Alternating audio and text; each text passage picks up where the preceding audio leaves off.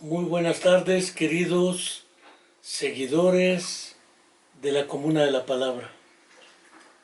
Hoy me dirijo a ustedes, no sin antes recordar, como cada semana hago, que ha transcurrido una semana más, ha transcurrido prácticamente un año y meses más, y la mentira histórica sobre los 43 estudiantes de la Escuela Normal Raúl Isidro Burgos, Normal Rural de Ayotzinapa, Guerrero, Ixtla de Guerrero, sigue pendiendo en el aire y aún no existe una información oficial, más allá de algunas noticias que dan cuenta de que aún no existe una explicación verosímil y creíble.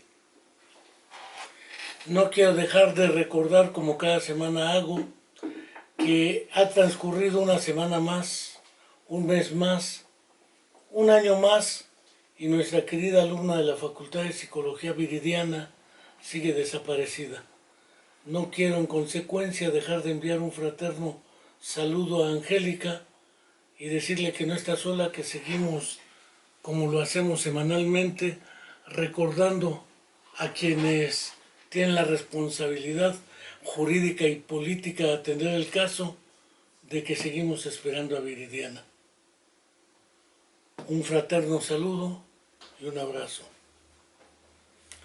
Esta ocasión, más allá de una charla entrevista que para esta fecha debemos llevar a la cuenta de 2 años y medio aproximadamente, 2 años, una cuenta de más de 100 programas de la Comuna de la Palabra dedicados a ciertos temas, charlas, entrevistas con diversos personajes, y ahora no quiero, dado que se aproxima el fin arbitrario del año 2019, para aproximarnos al 2020 de este siglo XXI, que ya no es recién nacido, ya tiene 20 años prácticamente. Recordar a ustedes que penosamente la cantidad de muertos por la violencia que agobia a nuestro país es impresionante. Se cuenta por decenas de miles. La cantidad de desaparecidos tampoco es menor. Y ya no digo la violencia desmedida y patológica para algunos que nos mantiene en vilo. No quiero dejar de señalar que los feminicidios al alza, los homicidios al alza, los suicidios también. Finalmente el suicidio es un homicidio donde el homicida es el sí mismo, se da muerte a sí mismo. El objeto del homicidio y el homicida son la misma persona. Por ende, jurídicamente carece de implicaciones. Sin embargo, psicológica, política y socialmente no es así. Ahora que este año que termina con una violencia generalizada, reitero, ahora que nos han secuestrado la seguridad, la confianza y los grados de libertad para movernos y trasladarnos de un lugar a otro sin el miedo de ser secuestrados, desaparecidos, asesinados o violadas o quemadas con ácido por un exdiputado del PRI en Oaxaca, y que el gobernador, el hijo de otro exgobernador, o un priista como lo era Murat, el otro Murat, ha mantenido un silencio de un trimestre, y la impunidad que es la que ciertamente mantiene esta serie de eventos sin que descienda su proporción, impacto y consecuencias. Ahora que al terminar este año vimos en un video al presidente de la República, Andrés Manuel López Obrador, convocarnos a apoyar al Teletón, ahora mismo le digo una respuesta que fue categórica el mismo día de la realización del Teletón. No, señor presidente, no apoyamos el Teletón. Y no lo apoyamos no porque sea impulsado por una serie de grupos que han denominado fifís, empresarios poderosos que siempre han evadido impuestos gracias a esta política teletonera. No es por ello, ni fundamentalmente. Sustancialmente es porque el Estado mexicano y los gobiernos que lo encarnan no han logrado entender que la discapacidad no es la deficiencia, y esto lo deja perfectamente claro la Organización Mundial de la Salud. Deja perfectamente claro que la deficiencia es la causa orgánica y la condición orgánica de una serie de dificultades que enfrentan ciertas personas. Sin embargo, no es ciertamente la deficiencia visual, auditiva, motriz, intelectual o condiciones de pertenencia a grupo, etnia, preferencia sexual, qué sé yo, las que determinan la existencia de la exclusión o la discapacidad. No. Esta obedece a condiciones sociales, económicas y políticas que aseguran a través de las barreras que imponen, o dijera el buen lingüista Boris Friedman Mintz, las verdaderas calamidades infernales, los infiernos y naturalmente los obstáculos que las personas con discapacidad y sus familias enfrentan. No se trata solamente de recibir por un lado becas económicas y por el otro lado una política asistencial hospitalaria y clínica que los teletones ofrecen. Créanme que conozco el Teletón de Santiago de Chile desde que don Francisco lo fundara. Conozco varios teletones en la Ciudad de México y particularmente a mí me tocó vivir la época en la que no existían esas políticas caritativas y tampoco existían las políticas públicas como hoy tampoco lo existen. No existen políticas públicas para asegurar la inclusión al transporte, accesibilidad y movilidad tanto en los edificios e instalaciones gubernamentales ni mucho menos en el desarrollo urbano. No existen condiciones para atender las barreras jurídicas y administrativas que impiden el ejercicio al derecho pleno y su autorrealización. No existe el derecho al trabajo de personas con discapacidad. No existen una serie de políticas de armonización legislativa que son necesarias para asegurar estos derechos. No, únicamente becas y convocatorias a un teletón que tanto la Organización Mundial de la Salud, la UNESCO y la UNICEF como organismos de la Organización de Naciones Unidas han considerado que no se debe apoyar. Parece ser que el gobierno de México tiene otros datos, porque ni la ONU, ni la OMS, ni la UNICEF, ni la UNESCO parece tienen los datos correctos, sino seguramente los tiene el gobierno actual, porque ellos sí tienen otros datos que permiten reconocer que basta con becas y con convocatorias apoyadas al Teletón. Este fin de año que culmina, donde también se ha detenido por el gobierno de Estados Unidos, óigase bien, no por el gobierno de México, a Genaro García Luna, aquel que hubiera servido tanto a los gobiernos de Fox como a los de Felipe Calderón Hinojosa, y que salpica pus, al decir de algunos, porque se involucra a muchos participantes de los gobiernos del PRI y del PAN o del PRD en su momento, en algunos lugares y zonas o entidades federativas. Pero no se nos olvide que el problema no son estos gobiernos, no vienen ni de Calderón, ni de Fox, ni de Enrique Peña Nieto, ni de lo que fuera Carlos Salinas de Gortari, Miguel de la Madrid y otros. Viene originariamente de un modo de producción que ha primado como proyecto de desarrollo nacional un capitalismo, ahora un capitalismo anclado en una versión neoliberal. No. Las circunstancias de este país, lamentablemente dramáticas, nos llevan a pensar que si, como hubiera dicho el buen Carlos Monsiváis en Documentando el Optimismo, en algunos de sus artículos, cuando aún escribía con vida, ¿sí?, para documentar el optimismo no he dicho lo que ahora existe. Eso es solamente una muestra viva de una división de país que tenemos claramente, donde ciertos grupos y fuerzas de derecha optaron por golpetear al gobierno actual por haber dado el asilo político, como tradicionalmente se ha hecho en México, al presidente que recibió un golpe de Estado en Bolivia, Evo Morales Ayma.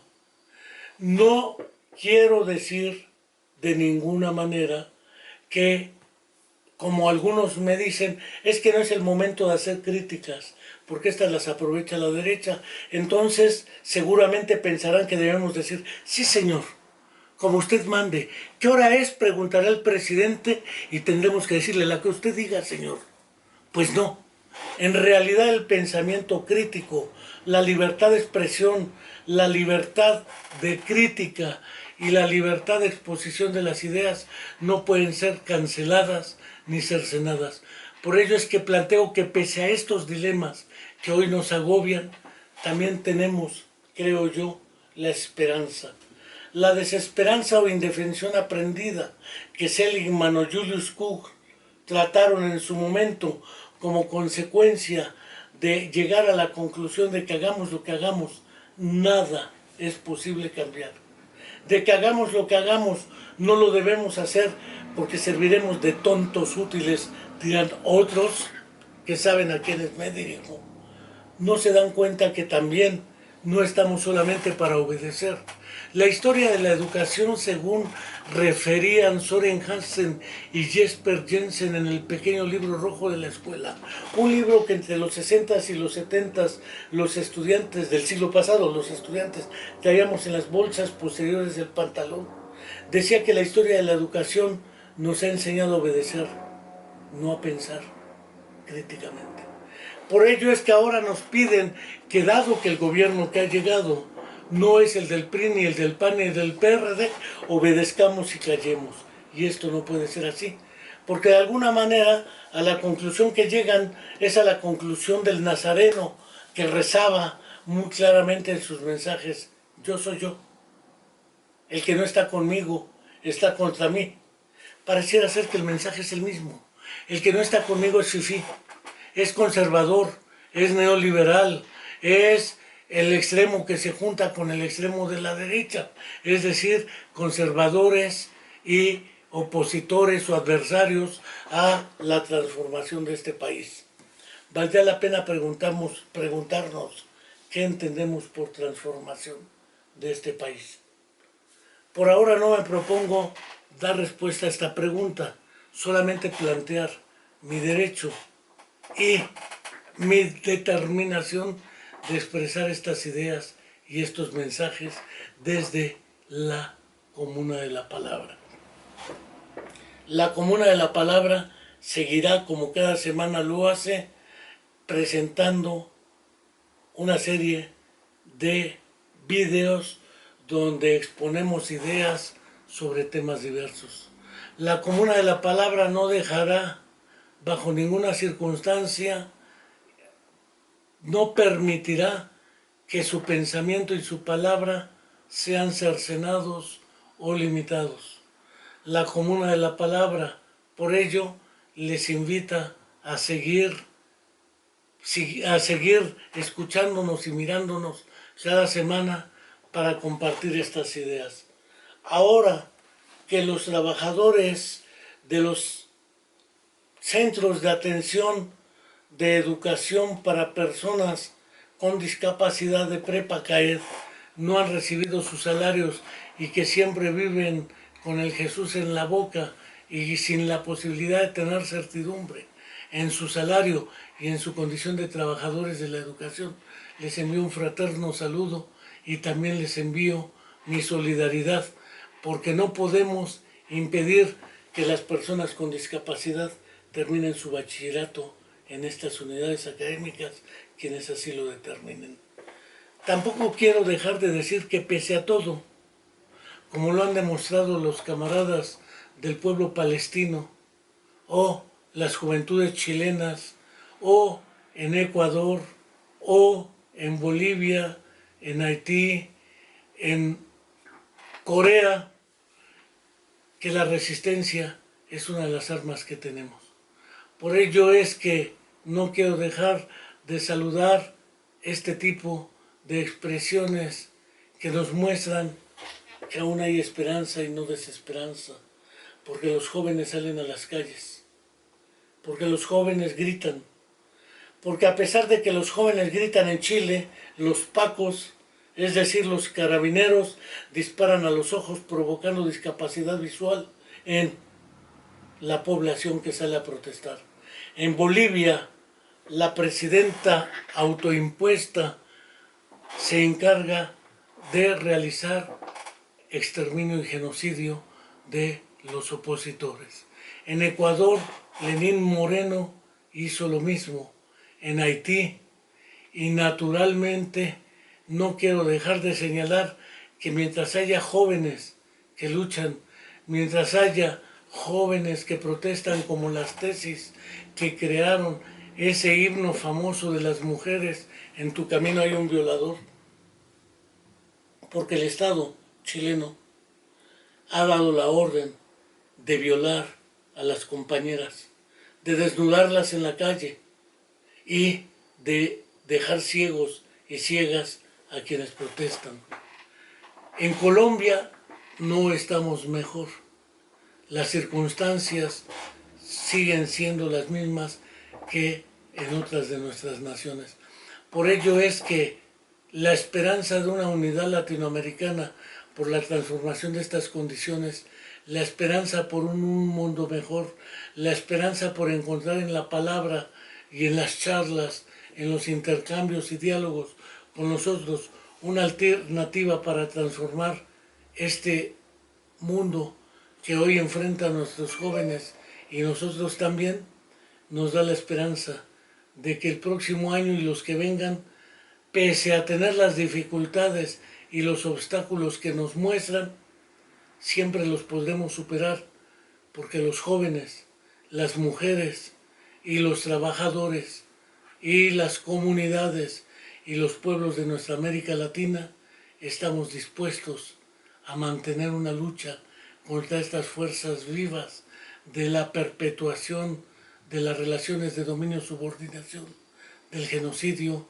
de la delincuencia, la violencia, la expoliación y el saqueo de nuestros recursos en nuestras naciones. No quiero dejar de desear esta ocasión